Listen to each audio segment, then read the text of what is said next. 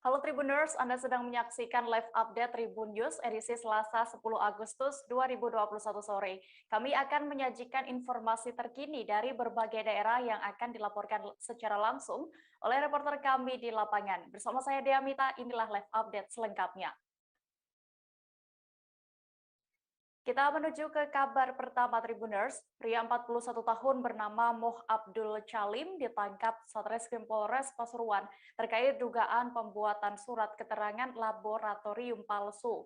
Surat laboratorium palsu itu berisikan mengenai hasil laboratorium yang menyatakan dirinya positif COVID-19. Namun setelah ditelusuri, surat yang dikeluarkan rumah sakit milik pemerintah itu ternyata palsu atau tidak benar. Pelaku diduga dengan sengaja memalsukan surat itu untuk menghindari panggilan petugas atas kasus penggelapan uang sebelumnya.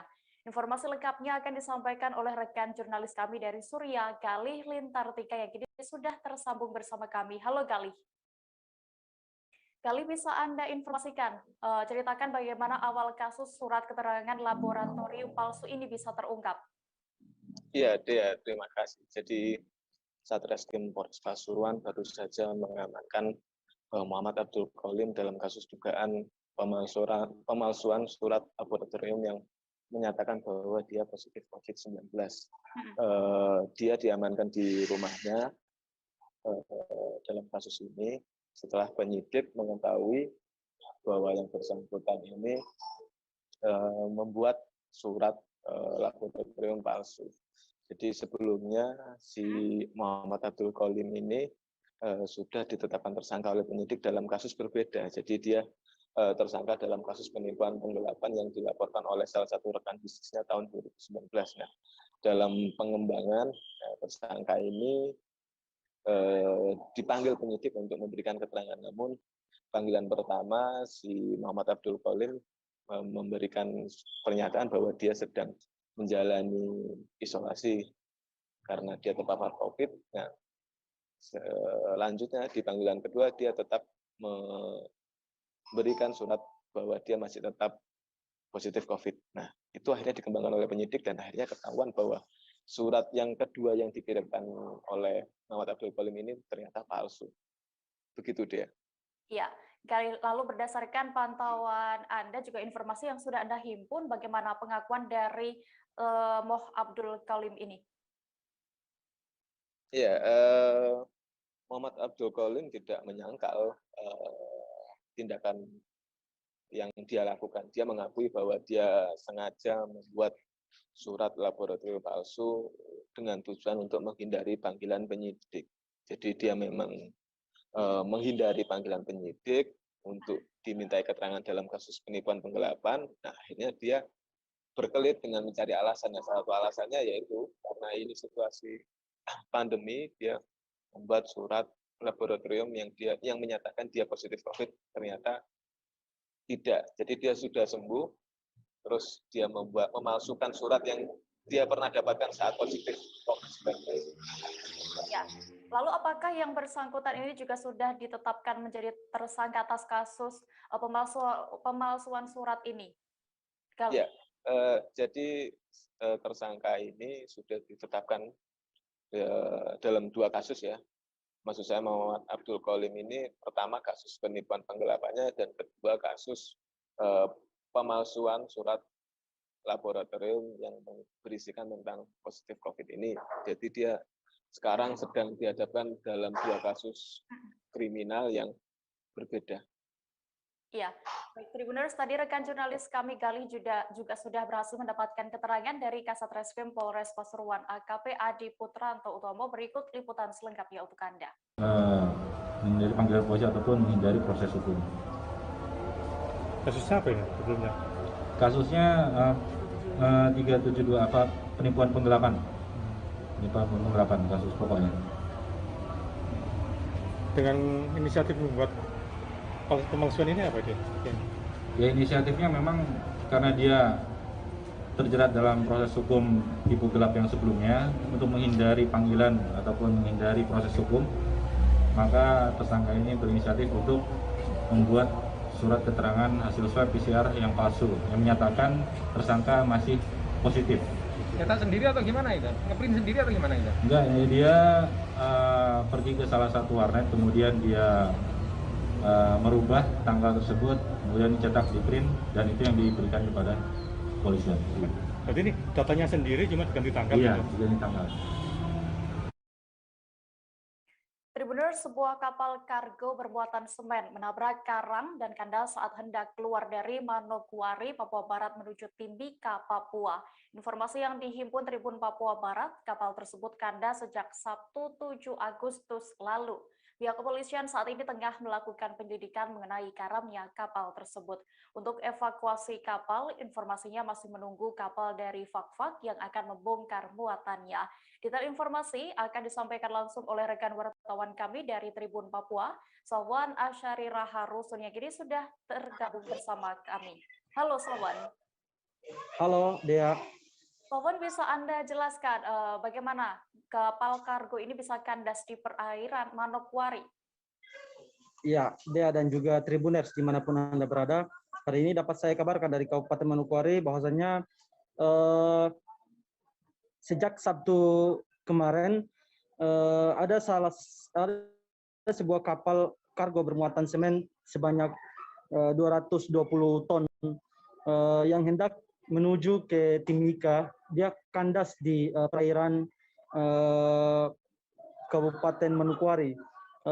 Menurut keterangan dari Kasat Polairut Polres Manokwari, beliau menjelaskan bahwa menurut pemeriksaan beberapa saksi, mulai dari ABK dan juga Mualim 1 dan Mualim 2, mereka menyampaikan bahwa pada saat kapal tersebut hendak bergegas keluar Manokwari, pada saat itu situasi cuaca dan hujan dan juga angin kencang sehingga membuat pandangan pada saat di laut itu, di perairan Manokwari itu sedikit terganggu sehingga mereka pun tidak melihat situasi yang ada di luar sana. Dea. Ya, Sahwan. Lalu bagaimana untuk kondisi saat ini dan juga langkah dari pihak terkait untuk kapal tersebut?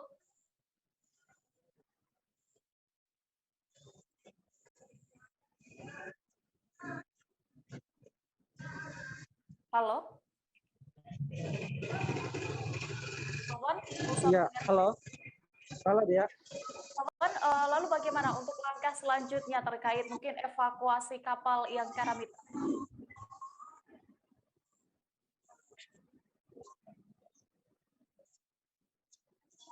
Ya, sementara ini rencananya hari ini kapal yang dijadwalkan datang untuk membongkar muatan kapal yang karam ini, rencananya hari ini akan tiba dari Fak-Fak menuju ke Manokwari. Dan rencananya hari ini juga akan dilakukan evakuasi sejumlah muatan ke kapal yang dari Fak-Fak ini sehingga bisa dilakukan evakuasi secepatnya. Tribuners, tadi juga rekan jurnalis kami sudah melakukan wawancara bersama Kasat Polres.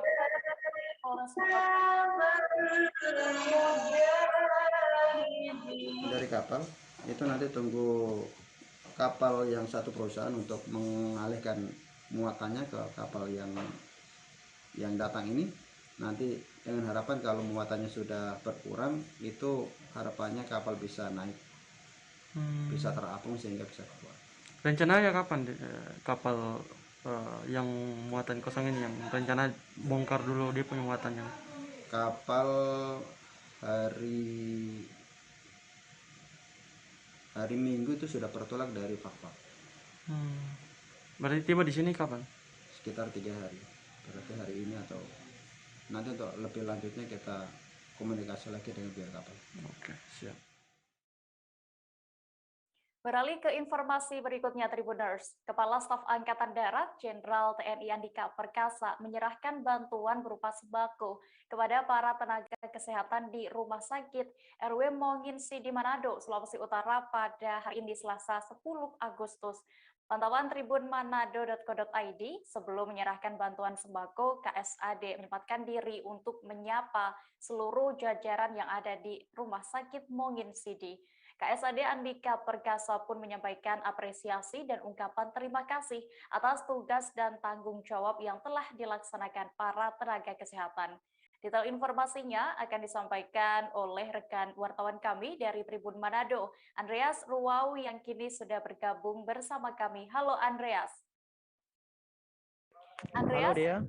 Iya, bisa Anda informasikan apa saja bentuk bantuan yang diberikan oleh KSAD Andika Perkasa kepada para tenaga kesehatan di Rumah Sakit Mongin Sidi, Manado? Oke, baik. Tadi itu beliau sempat mengunjungi Rumah Sakit Mongin Sidi ya, dan menyerahkan beberapa bantuan berupa sembako, dan diantaranya selain sembako ada berupa multivitamin ya, dan kemudian ada menu masakan dari Isnta, dari Kepala Staf Angkatan Darat, yaitu Heti Perkasa ya, Nyonya Heti Perkasa, yang di sebuah makanan berupa daging untuk kesehatan para tenaga yang ada di rumah sakit. Nah, selain itu juga membuka dan dukungan bagi para nakes agar bisa lebih semangat dalam melayani. Itu ya. Ya, lalu siapa saja yang menjadi sasaran penyaluran bantuan tersebut? Oke, yang menjadi sasaran penyaluran di RSRW Mongin Sidi yaitu terutama para tenaga kesehatan. Kemudian diikuti yang paling penting itu tenaga kesehatan yang bertugas di bagian COVID-19 ya, yang bertugas untuk menangani pasien isolasi. Nah, selain mereka juga ada para staf dan termasuk juga bagian umum, di antaranya para cleaning service dan para juru masak yang ada di sana. Gitu, demikian. Lalu bagaimana dengan respon para nakes ini atas kepedulian dari pihak KSAD TNI? Oke, para nakes itu saat kami konfirmasi kepada salah satu tenaga kesehatan, mereka sangat berterima kasih atas kepedulian dari Kepala Staf Angkatan Darat, Jenderal TNI Andika Perkasa ya. Mereka berharap tidak hanya sampai di RSRW Mongin Sidi saja, namun bisa mendapat perhatian di seluruh tenaga kesehatan yang ada di seluruh Indonesia. Ya, dan mereka juga sempat berfoto selfie bersama dengan pasangan Andika Perkasa dan Ibu Heti Perkasa di halaman RS Mongin Sidi. Demikian, ya. Lalu selain mengunjungi Rumah Sakit Mongin Sidi ini, apakah ada agenda lain oleh KSAD Andika Perkasa di Sulawesi Utara, Andreas? Oke, sejak kemarin ya, Senin 9 Agustus, beliau sempat mengunjungi tempat lokasi latihan Latma Garuda Shield yang berlokasi di Desa Makalisung, Kabupaten Minahasa. Dan kemudian hari ini beliau tentunya mengunjungi rumah sakit dan kemudian beliau berkunjung ke lokasi pembangunan rumah susun atau rusunawa yang berada di Yoni 712 dan selain itu di Yosipul yang berada di Maumbi. Dan saat ini di belakang saya beliau baru saja tiba di lokasi Yosipul yang mana diselenggarakan acara kegiatan peninjauan pembangunan rusunawa yang ada di sini.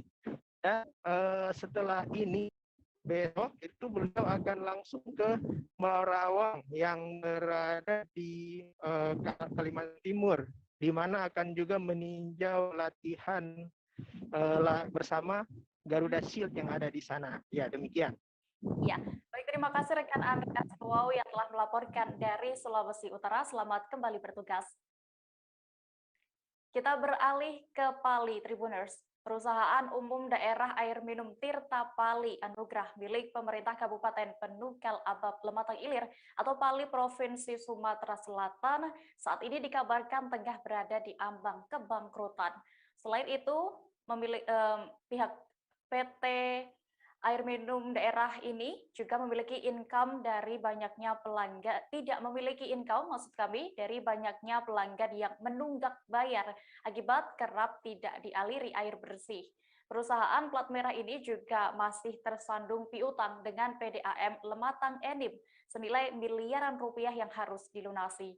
Untuk mengetahui lebih detailnya, sudah bergabung bersama kami rekan jurnalis dari Sri Pogu, Regan Palaspa yang akan menyampaikan laporan. Halo, Regan. Halo, Regan, bisa ya. Anda informasikan ya bagaimana kondisi terkini terkait kebutuhan air bersih di Kabupaten Pali sendiri? Baik, terima kasih Dea dan Tribuners. Dapat kami sampaikan bahwa kondisi terkini air bersih di Kabupaten Pali saat ini berdasarkan keterangan warga bahwa sejak 2 bulan terakhir sudah tak dialiri air bersih sehingga tak sedikit warga yang rela untuk merogoh kocek yang lebih dalam untuk membeli air bersih yang bukan berasal dari PDAM. Namun mengatasi solusi ini, kekeringan tersebut banyak warga yang memanfaatkan air sungai yang berada di lingkungan sekitar pemukiman warga. Bahkan ada pula warga yang memanfaatkan genangan air di pinggiran jalan poros untuk mandi dan mencuci seperti itu karena dari airan pipa PDAM yang bocor seperti itu. Dia. Ya, lalu sebenarnya apa saja persoalan atau kendala yang terjadi saat ini di PDAM Tirta Pali dan apakah sudah ada upaya dari pihak PDAM sendiri? Regan. Baik, terima kasih Dea. Berdasarkan penuturan di Rut PDAM Tirta Pali Anugrah sangat dikonfirmasi melalui Kasubag Hublang Indra Patria mengatakan bahwa pihaknya saat ini terkendala banyaknya pipa bocor yang tak bisa diperbaiki lantaran saat ini tak memiliki anggaran untuk melakukan perbaikan sehingga air mengalir tak stabil ke rumah-rumah warga. Kemudian aliran air juga tidak mengalir deras karena selain ada terkendala dengan listrik karena di Kabupaten Pali sendiri PLN Lahat Rayon Pendopo tidak memiliki gardu induk. Kemudian booster yang berada di salah satu yang berada di Desa Simpang Raja, Kecamatan Talangobi, hingga kini belum bisa difungsikan, di mana alur alirannya seharusnya dari booster Sinar Dewa dialiri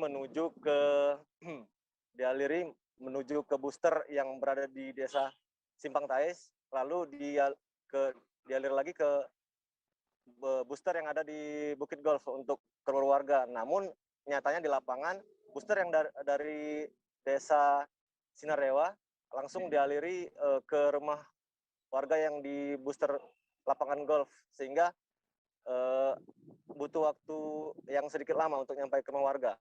Dea. Iya. Lalu apakah sudah ada reaksi atau tanggapan dari pihak Pemda setempat atau DPRD setempat, Regan?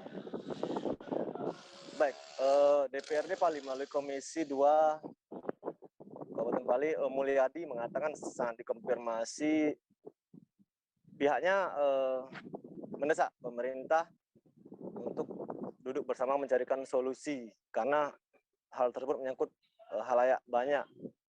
Namun permasalahan ini dianggap harus segera dituntaskan karena menurutnya pemerintah harus memberikan subsidi baik berupa dana maupun pemutihan tunggakan pelanggan itu. Namun Mulyadi juga menegaskan bahwa pimpinan PDAM harus mengambil sikap tegas dalam menarik tagihan yang masih tertunggak pada pelanggan meskipun distribusinya kurang lancar. Seperti itu, Dea. Ya, oke. Tribuners, tadi juga rekan jurnalis kami berhasil mendapatkan laporannya dari warga Kelurahan Handayani Mulia, Kecamatan Talang Ubi. Berikut wawancara selengkapnya untuk Anda. Air.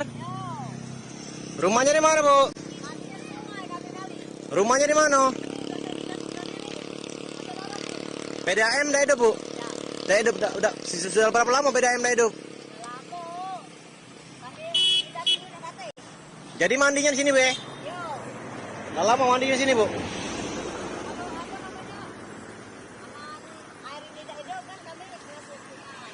Sungai, Be? Beralih ke Solo, Jawa Tengah, Tribuners, sebuah kios mebel milik Kismanto di Duku, Tegal Duwur, RT 05 RW 2, Desa Wadung Getas, Kecamatan Wonosari, Klaten, ludes dilalap si jago merah. Barang-barang mebel yang ada di dalam kios menjadikan api itu dengan cepat merambat ke seluruh ruangan. Beruntung api tidak sampai merambat ke rumah pemukiman warga yang tidak jauh dari kios yang terbakar ini. Akibat kejadian ini, sang pemilik mebel pun harus merugi hingga ratusan juta rupiah. Selengkapnya akan disampaikan rekan jurnalis kami dari Tribun Solo, Mardon Widianto, yang kini sudah terhubung bersama kami. Halo Mardon. Mardon, bisa Anda informasikan mengenai di mana lokasi tepatnya dan juga kapan sebenarnya kebakaran ini terjadi? Baik, terima kasih rekan dia. Untuk kebakaran terjadi di Jalan Solo Jogja, tepatnya dekat Pasar Tegal Dondo, Duku Tegal Guwur, Desa Wadung Getas, Wonosari, Klaten, dan terjadi Senin malam. Iya, Mardon, lalu apakah saat ini sudah diketahui penyebab kebakaran itu? Oke, untuk penyebab kebakaran dari kepolisian, setelah melakukan olah TKP pasca api padam, dinyatakan kebakaran tersebut gangguan arus pendek listrik atau konslet, karena saat olah TKP ditemukan kabel-kabel listrik yang berserakan di sekitar kios tersebut. Iya, lalu pasca insiden kebakaran ini, kerugian yang ditanggung oleh pemilik kios ini berapa, Mardon? Oke, untuk kerugian sendiri yang kami himpun ada dua versi. Dari versi pemadam kebakaran menaksir sekitar 350 juta, namun di versi Polsek Wonosari, kepolisian, hanya 50 juta. Iya, baik, terima kasih rekan jurnalis Tribun Solo, Mardon Widianto, untuk laporannya. Selamat kembali bertugas. Sebagian besar wilayah di Kabupaten Lebak, Banten tengah direndam banjir, Tribuners. Lengkapnya seusai jeda sejenak, tetaplah di live update. Oke, apa kabar Bang Arief di sini untuk strateginya? Ya, kalau saya sendiri di Jumit 37 ini yang semalam baru mulai, saya udah pasti. Sebenarnya aku nggak ngerasa itu penangkapan atau penggerebegan atau apapun itu, karena gini loh, posisinya aku kriteria. Jadi kita mengenal disebut dengan stroke yang tidak berdarah dengan stroke yang berdarah. Stroke yang tidak berdarah itu biasanya ditandai dengan adanya penyumbatan. Kalau itu terjadi di sini mungkin pikirnya tidak ke situ kali ya, tapi kalau di Korea atau di Kamboja itu ada beberapa paper yang saya itu mas, ya, dulunya tukang koran. Oh gitu ya, Tukang koran. Ya, saya baca itu Pak. Tuh kan pernah baca kan? Ya. Jadi kalau saya jadi tanggam itu udah bersyukur banget. Si anak ini dijadikan sebagai tersangka begitu. Ya, kalau ini kita bicara yang di luar kasus Situbondo ya. Dengan nama hujan shower, di mana terdapat batas jelas antara daerah hujan dan tidak hujan yang biasanya terjadi pada fase awal mature stage atau tahap berbahaya dewasa. itu Kang. Jadi mulai artinya terjadinya perlembekan. Nah itu untuk penetrasi akan sulit. Gitu ya. Dok, saya ini menurut saya memang tidak mudah, bukan urusan tanah diambil. Kalau misalnya Amerika Serikat sekarang, Rasulullah mengatakan dalam sebuah hadis bahwa berpuasa di 6 hari Syawal itu. Oke, apa kabar Bang Arief di sini untuk strateginya? Kalau saya sendiri di Jumit 37 ini yang semalam baru mulai, saya udah pas. Sebenarnya aku nggak ngerasa itu penangkapan atau penggerebegan atau apapun itu. Karena gini loh, posisinya aku kriteria. Jadi kita mengenal disebut dengan stroke yang tidak berdarah dengan stroke yang berdarah. Stroke yang tidak berdarah itu biasanya ditandai dengan adanya penyumbatan. Kalau itu terjadi di sini mungkin pikirnya tidak ke situ kali ya. Tapi kalau di Korea atau di Kamboja itu ada beberapa paper yang Saya itu Mas, dulunya tukang koran. Oh gitu ya. Tukang koran. Ya, saya baca itu Pak. Tuh kan pernah baca kan? Jadi kalau saya jadi Pangdam itu udah bersyukur banget. Si anak ini dijadikan sebagai tersangka begitu. Ya, kalau ini kita bicara yang di luar kasus Sebongombo ya. Dengan nama hujan shower, di mana terdapat batas jelas antara daerah hujan dan tidak hujan yang biasanya terjadi pada fase awal mature stage atau tahap Berbahaya dewasa. itu Kang. Jadi mulai artinya terjadinya perlembekan. Nah itu untuk penetrasi akan sulit. Gitu ya. Dok, saya ini menurut saya memang tidak mudah, bukan urusan tanah diambil. Kalau misalnya Amerika Serikat sekarang, Rasulullah mengatakan dalam sebuah hadis bahwa berpuasa di 6 hari Syawal itu. Oke, apa kabar Bang Arifki di sini untuk strateginya? Kalau saya sendiri di Jumit 37 ini yang semalam baru mulai, saya udah pas.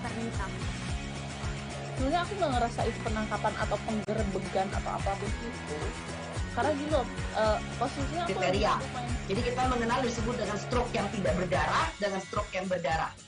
Stroke yang tidak berdarah itu biasanya ditandai dengan adanya penyumbatan. kalau itu terjadi di sini mungkin pikirnya tidak ke situ kali ya. Tapi kalau di Korea atau di Kamboja itu.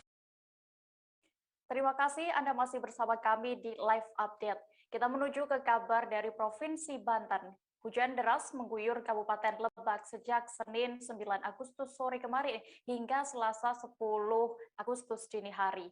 Akibatnya, sejumlah wilayah di kota Rangkas Bitung, Kabupaten Lebak, Banten dikepung banjir. Setidaknya ratusan rumah warga yang berada di padat penduduk ini terendam banjir setinggi 50 hingga 80 cm atau sepaha orang dewasa. Tak hanya itu, curah hujan yang tinggi ini juga membuat jembatan Muhara yang berada di Kecamatan Lebak Gedong, Kabupaten Lebak, Banten terputus. Informasi lengkapnya akan disampaikan oleh rekan jurnalis kami dari Tribun Banten, Martin Ronaldo, yang kini sudah tersambung bersama kami. Halo Martin. Halo, selamat sore Dea dan para Tribuners. Ya, Martin, berdasarkan pantauan Anda, bisa Anda informasikan berapa ketinggian banjir ini lebih detailnya yang terjadi di Lebak? Ya, Dea dan para Tribuners yang dimanapun berada, berdasarkan informasi terbaru dari BPBD Kabupaten Lebak, ketinggian untuk air sendiri kini sudah mencapai 30 cm sampai 1 meter lebih. Ya, untuk di beberapa titik yang ada di Kabupaten Lebak. Iya, lalu sebenarnya penyebab utama terjadinya banjir di Lebak ini apa?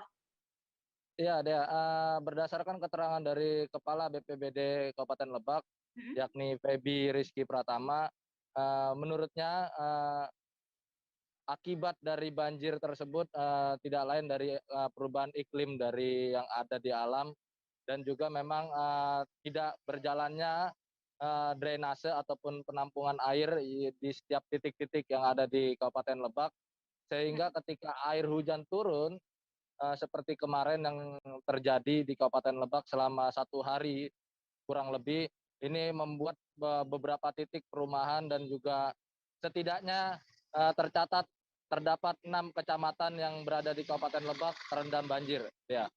Iya, lalu bagaimana untuk proses evakuasi warga yang berada di kawasan terendam banjir itu, Martin? Ya, berdasarkan pantauan dan informasi yang kami terima, evakuasi sudah berjalan. Tadi pada pagi hari ketinggian air masih terus meluap ke pemukiman warga, dan dari pihak BPBD dan juga Damkar Kabupaten Lebak sudah menerjunkan beberapa alat dan juga sudah memberikan bantuan berupa perahu karet untuk proses evakuasi dari rumah pemukiman warga untuk ke posko sementara begitu, Dek. Iya, Martin. Lalu informasinya juga jembatan Muhara yang menyambungkan dengan tempat wisata negeri di atas awan ini juga terputus. Lalu bagaimana untuk kondisinya saat ini? Ya, Dea dan juga pemirsa yang ada di rumah, tadi juga kami mendapatkan informasi bahwa jembatan Muhara yang berada di Kecamatan Lebak Gedong, Kabupaten Lebak, Banten sempat terputus kemarin malam tepatnya, mohon maaf, akibat tidak dapat menampung derasnya air hujan dan sempat terputus hingga pada tadi siang sudah ada perbaikan dari warga setempat bersama-sama melakukan swadaya untuk membangun kembali jembatan yang sempat terputus. Ya. Ya, baik, terima kasih rekan jurnalis dari Tribun Banten, Martin Ronaldo. Selamat kembali bertugas. Kita menuju ke kabar berikutnya. Air mata Yati tidak terbendung saat mengingat peristiwa kebakaran yang menimpa adik iparnya, yakni Wiwi di Jalan Dr. Mawardi Grogol, Petamburan, Jakarta Barat beberapa waktu lalu. Ketika itu, Yati mengatakan ia tengah keluar rumah untuk mengobrol di dekat rel kereta api dekat rumahnya. Kemudian tiba-tiba keponakannya menghampirinya dan menyebut bahwa rumahnya terbakar.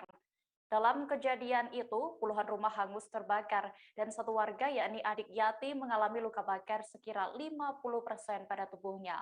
Detail informasi akan disampaikan langsung oleh rekan wartawan kami dari Warta Kota, Desi Selviani, yang kini sudah bergabung bersama kami. Halo Desi.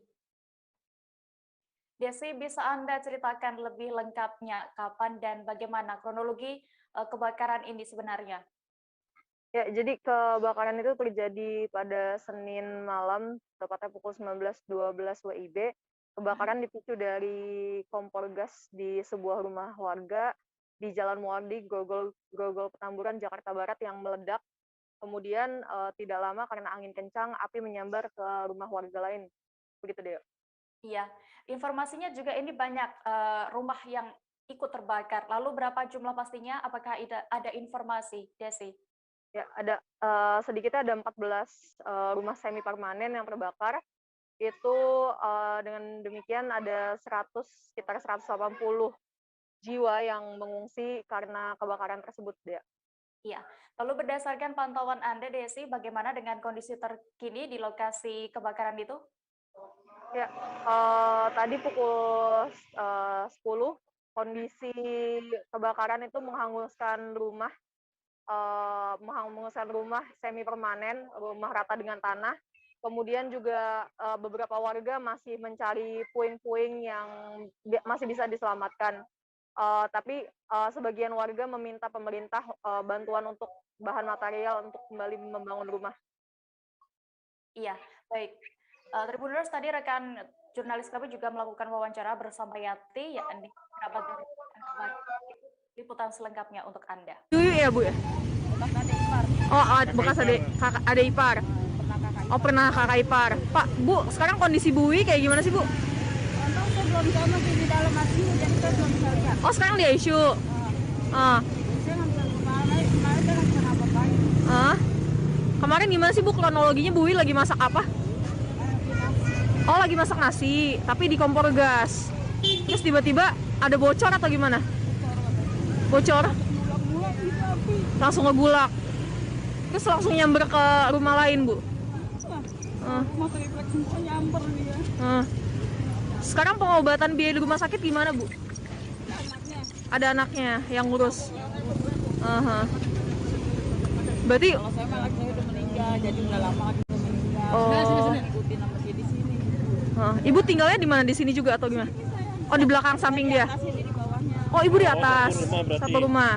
Ibu dengar nggak pas meledakan itu atau Ibu lagi di luar? Lagi keluar, saya baru keluar. Lagi saya berangkat, saya keluar, saya duduk. Oh, lagi duduk-duduk di situ. Api mana sih baru keluar dari dalam keluar kok ada. Begitu. Udah saya lihat, ini saya bukan apa-apa lagi. Udah gelap semuanya hitam ya? Semua surat-surat habis. Ini apa sih, Bu? Pabrik atau apa? Sablon. Sablon bahan kimia gitu ya? Ada bahan kimianya ya? Oke. Ibu siapa namanya, Bu? Ibu siapa namanya? Saya.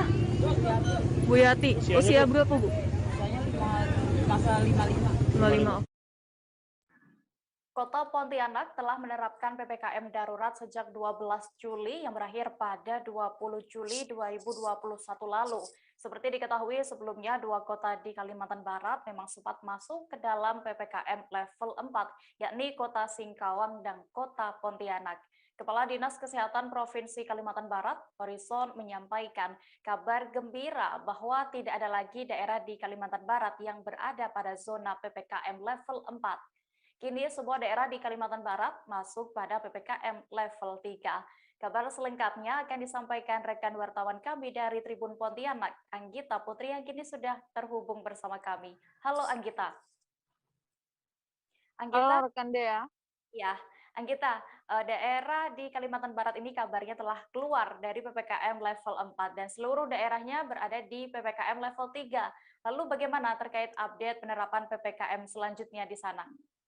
Ya, baik. Terima kasih rekan Dea. Seperti yang diketahui bahwa Mendagri telah mengeluarkan surat instruksi lanjutan untuk penerapan PPKM selanjutnya sesuai dengan Inmendagri nomor 32 tahun 2021 bahwa seluruh wilayah di Kalimantan Barat itu telah berada pada PPKM level 3. Sebelumnya seperti yang diketahui bahwa Kota Pontianak maupun Kota Singkawang sempat berada pada PPKM level 4.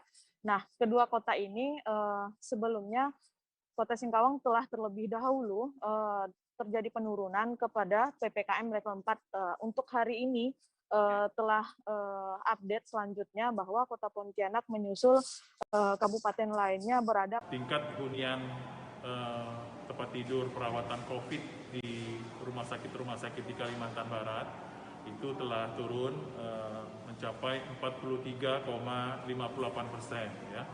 Nah, kalau untuk di Kota Pontianak itu sekarang bornya 52,10%, ya. Nah, seluruh masyarakat maupun Satgas Kabupaten Kota diharapkan menjaga terus momen ini, ya, agar kita terus turunkan tingkat penularan supaya kita bisa keluar dari PPKM level 3 turun menjadi PPKM level 2, ya. Satgas Kabupaten Kota diharapkan terus melakukan testing dan tracing, kemudian hasil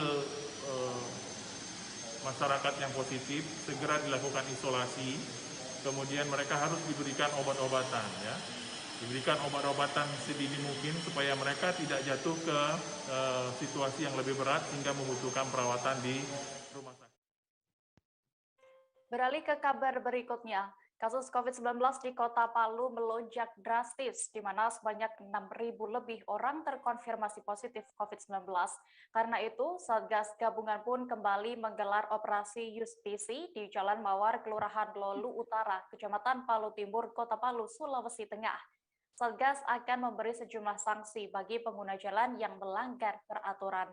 Pemberian sanksi tersebut sesuai dengan keputusan Wali Kota Palu, Hadianto Rashid, setelah PPKM level 4 di Kota Palu diperpanjang hingga tanggal 23 Agustus mendatang. Untuk informasi lebih detail, sudah bergabung bersama kami rekan jurnalis Tribun Palu, Alan Syahrir, yang akan menyampaikan laporan. Halo Alan. Baik, Saudara Dea. Iya. Alan, bisa Anda informasikan berapa warga di Kota Palu yang saat ini sedang menjalani pemantauan oleh Satgas COVID-19? Oke, baik, Dea. Menurut data Satgas COVID-19 Kota Palu, sebanyak 1.728 orang saat ini sedang menjalani pemantauan oleh Satgas COVID-19, baik yang sedang menjalani isolasi mandiri di rumah ataupun isolasi di asrama haji. Selanjutnya juga ada yang sedang dalam pemantauan di ruang baik ya. Iya. Lalu setelah PPKM di Kota Palu ini diperpanjang, apakah tetap ada fasilitas umum yang dibuka oleh Wali Kota?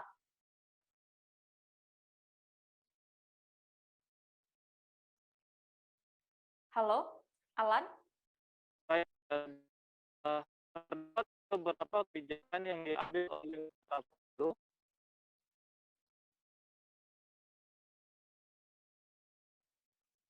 Ya, Saudara Dea. Alan, ya bisa Anda lanjutkan? Terdapat ya, oke. Terdapat beberapa kebijakan yang diambil level 4 di Kota Palu yang berakhir pada tanggal 23 Agustus mendatang. Yang pertama yaitu kembali bukanya kawasan fasilitas umum seperti hutan kota, kawasan Citraland, kawasan Patung Kuda, dan kawasan pelataran Masjid Raya Darussalam. Sementara itu kawasan tempat olahraga seperti Lemo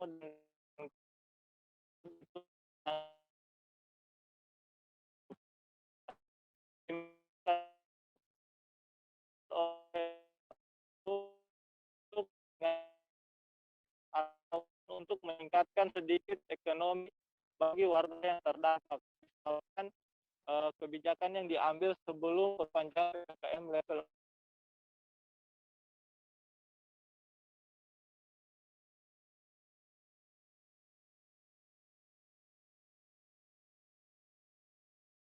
Halo, Alan masih bisa mendengar saya?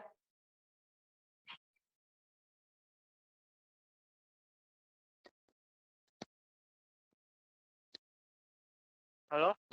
Iya, Alan bisa Anda lanjutkan tadi, selain juga fasilitas olahraga tadi, apalagi mungkin yang dibuka di Kota Palu?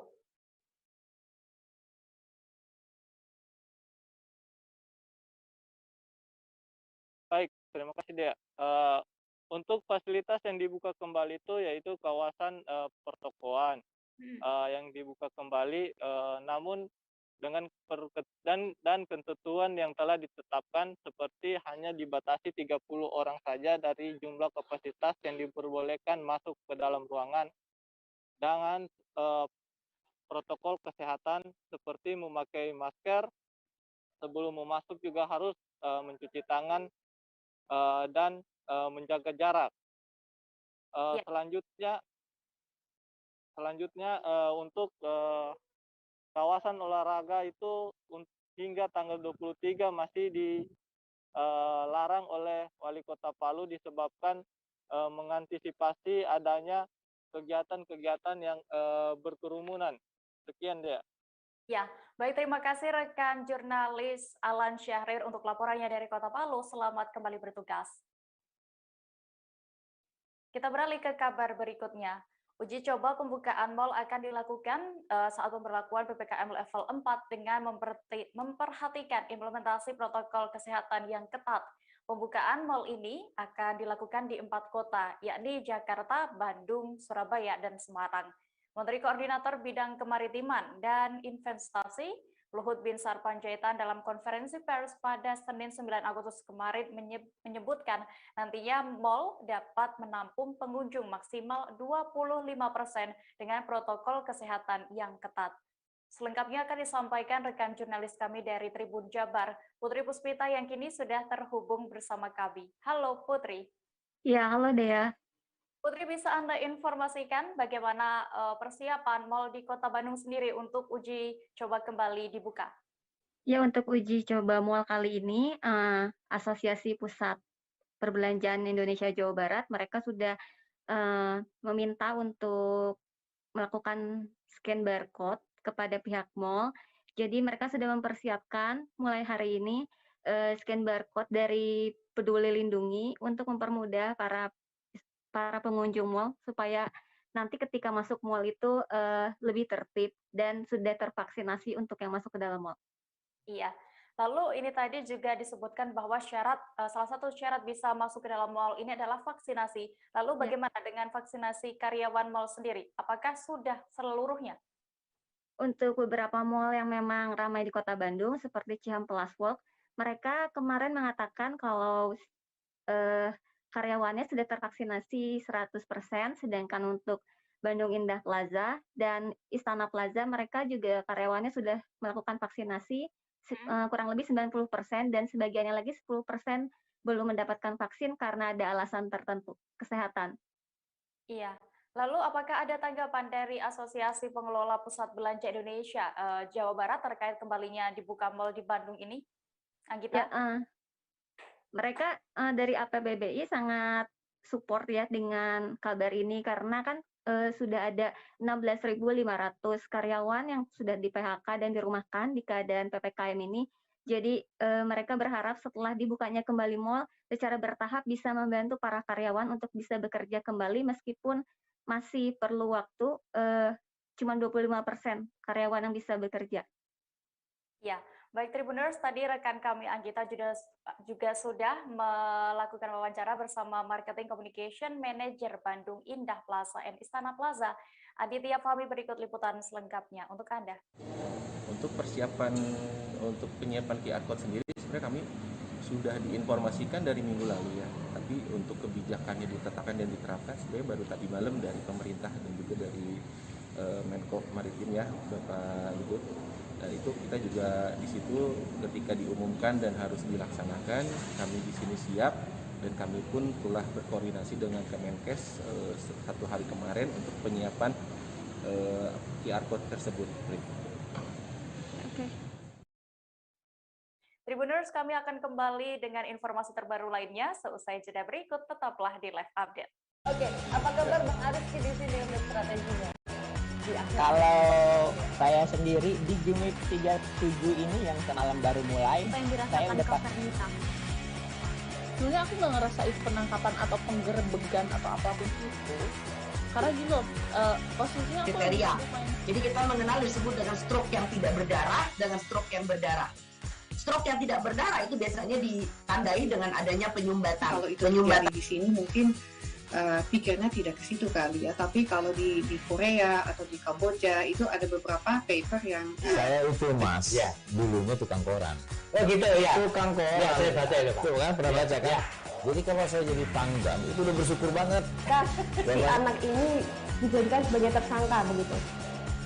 Ya kalau ini kita bicara yang di luar kasus. Mulai artinya terjadinya perlembekan. Nah itu untuk penetrasi akan sulit. Tanah diambil.